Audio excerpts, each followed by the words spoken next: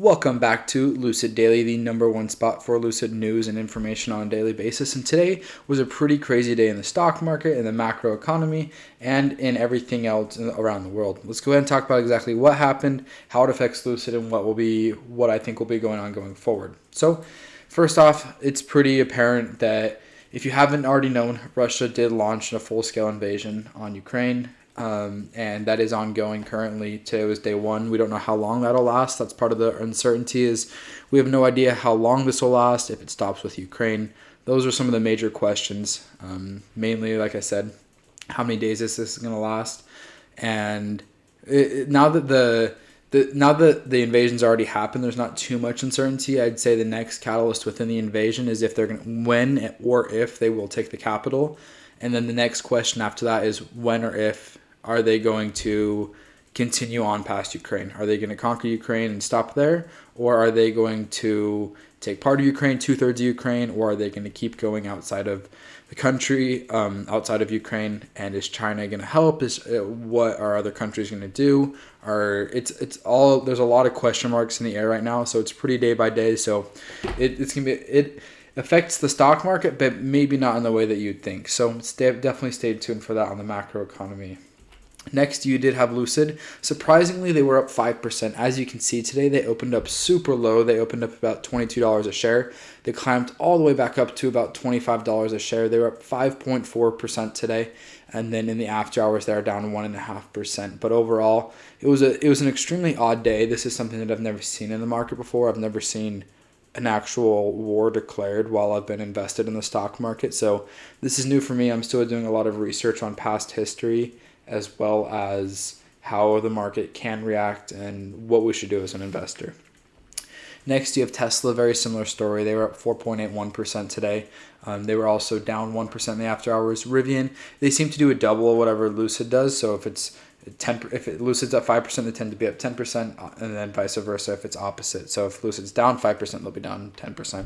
That's not a guarantee, but I've just seen that Rivian does trade a couple percentages higher or lower than Lucid does, depending if it's a couple percent higher green or a couple percent lower red. They tend to be it swings a little higher.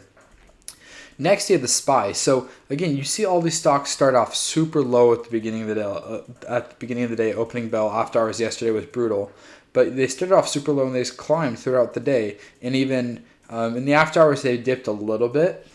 But we'll see how they do in the futures this afternoon. The VIX was up. This is probably top 5 highest I've ever seen. They did reach about 36% today. And for those of you who don't know, the VIX kind of measures the fear and uncertainty in the market. So over the last 5 days, it's been up 17%. Sorry, it wasn't up 17% today. That was the last 5 days. And then you saw it kind of hit a peak on the 24th. Which was this morning, and then it kind of slowly trickled out. So the VIX just measures the fear and uncertainty in the market. Lucid Workshop did have a flyover today. There were 120 cars outside. They're still doing this construction right here. I have not been able to figure it out. If anybody knows what they're doing right here, I'd love to know.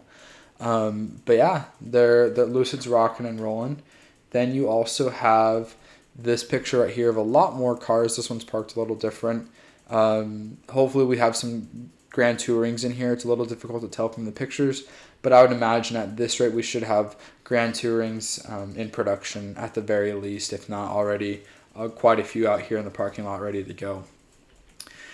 Next, Lucid, this isn't too big of news, nor is it anything super impactful. It's just good that Lucid's staying busy.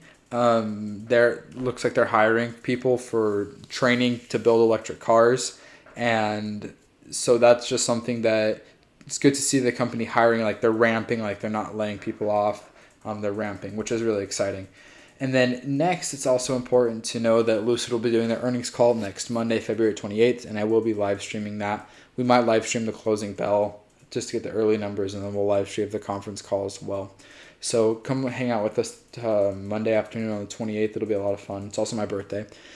Just a couple of thoughts on the Ukraine situation. Obviously, I feel that war is very difficult, obviously, but very few people win in war. And it was pretty surprising for me today to see the market up. That's not how I thought it was going to react. And so I have a lot to learn when it comes to the macroeconomics and how it functions with war. But definitely our thoughts are with the people of Ukraine that are being affected by this, as well as the people in Russia. We've seen over 1,000 people get arrested for protesting the war, and like I said, wherever you are, war is ugly. People get killed, and you always hate to see the loss of life. And this will be something that we'll remember forever, whether it dies out, whether the war ends tomorrow, or if it goes on for the next while. It's a heavy situation.